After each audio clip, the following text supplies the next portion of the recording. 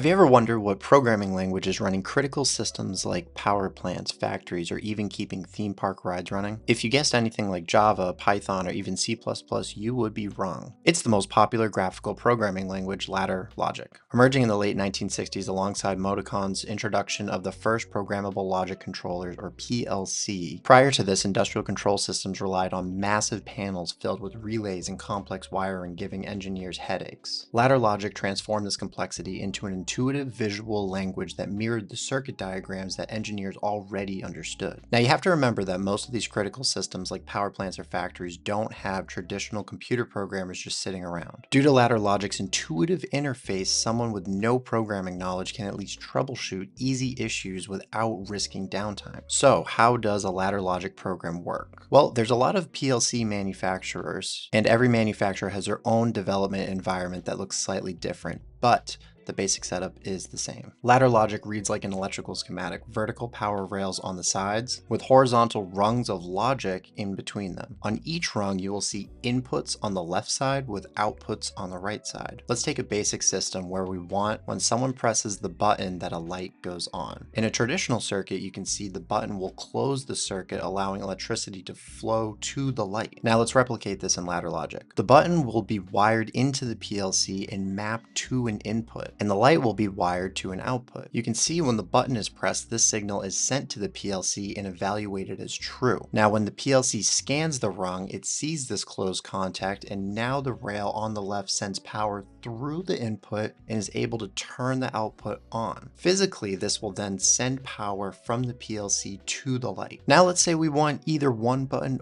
or another button to turn on the light. Well, assuming the button is already connected, we just need to add to our program. To write an OR statement in ladder, we simply put the input under the first and connected. This is called a branch. This is just scratching the surface, but hopefully you can see due to its intuitive interface, anyone can catch on pretty quick to see what is actually going on in these critical systems. This has been an overview of ladder logic. If you like this kind of stuff and want to know more, let me know and I'll continue on.